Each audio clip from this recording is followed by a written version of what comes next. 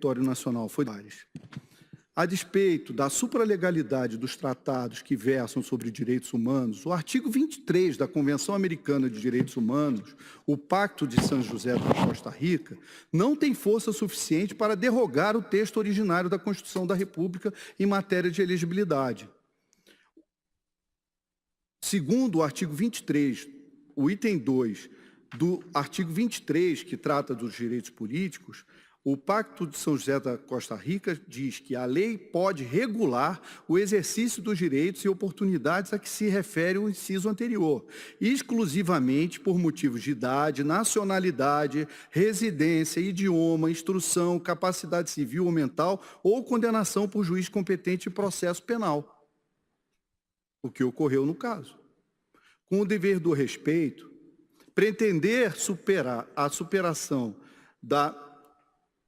ordem constitucional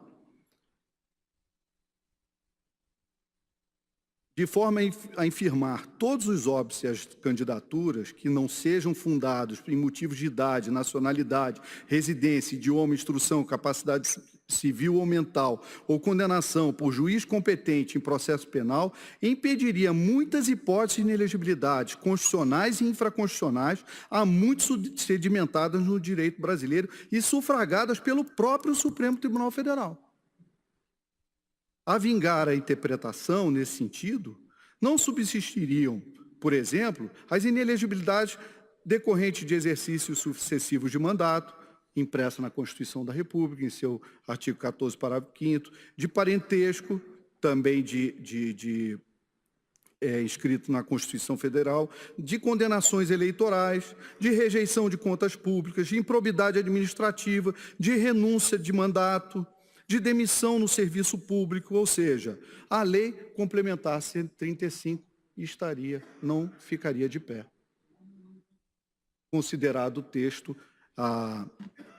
deste artigo 23, item 2. No entanto, como se sabe, o Supremo Tribunal Federal, por ocasião do julgamento da ADI 4578 e das AD6 29 e 30, assentou plena constitucionalidade do referido diploma legislativo, inclusive no tocante à instituição de novas hipóteses de inelegibilidade fundadas em imperativos de moralidade. Por esse motivo, eminente senhora presidente, eu vou passar agora aqui a parte conclusiva do meu voto,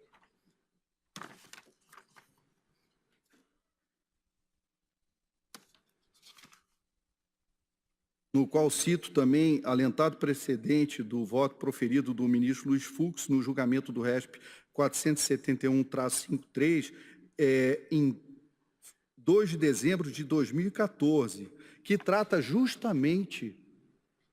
da questão, quando provocado o Supremo Tribunal Federal, sobre a compatibilidade do Pacto São José da Costa Rica, esse dispositivo, o artigo 23, com a Constituição Federal, à vista da introdução da lei da ficha limpa.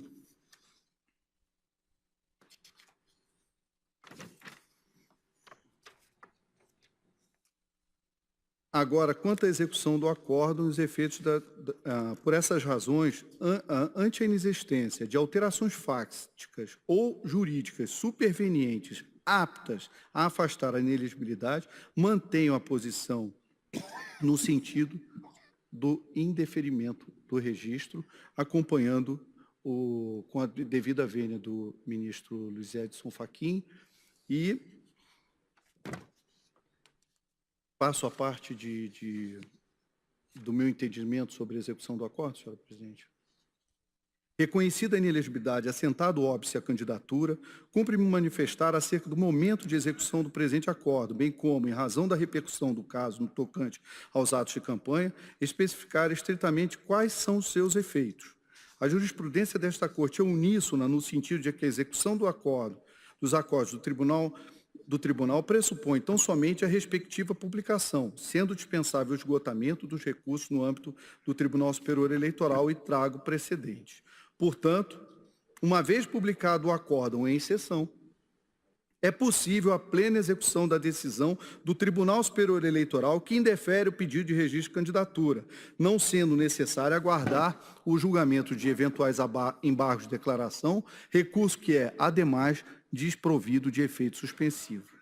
No que diz respeito aos efeitos desta decisão, entendo que eles devem ser plenos, desde a publicação do acordo, extraindo-se daí todas as consequências do indeferimento, no tocante à interdição de atos de campanha, a não inclusão do respectivo nome na urna e a intimação da coligação para, querendo, exercer a faculdade de que trata o artigo 13 da Lei 9.096. A esse respeito, destaco que o disposto no artigo 16 da Lei 9.504 não impede a execução do acordo do Tribunal Superior Eleitoral que indefere o registro de candidatura de candidato à presidência da República. Seja por se tratar da derradeira instância desta jurisdição especializada, seja pelo fato de que as decisões desta Corte, no modelo constitucional pátrio, são, em regra, irrecorríveis. E, por fim, eminente presidente, voto no sentido, portanto, de acompanhar o relator e julgar procedente as impugnações apresentadas, indeferindo o registro de candidatura de Luiz Inácio Lula da Silva ao cargo de presidente da República, em razão da incidência da inelegibilidade descrita no artigo 1º, inciso 1 e 1 e 6, da Lei Complementar 64/90, julgando prejudicados os pedidos de tutela de evidência e ou urgência formalizados nos autos. A única divergência que faço, eminente senhora presidente, eminentes pares, é o que consta do item 65 do voto do eminente ministro relator, quanto a imposição de se reconhecer que o candidato deixa de ser considerado subjúdice a partir do momento em que sobrevém decisão de órgão colegiado da Justiça Eleitoral, Tribunal Regional Eleitoral ou Tribunal Superior Eleitoral, em que o registro de candidatura é indeferido. Então, apenas com uma divergência pontual, pelo menos a princípio, por agora, com relação a esse item, eu voto acompanhando em todo o resto, o eminente relator. É assim que voto, senhora presidente.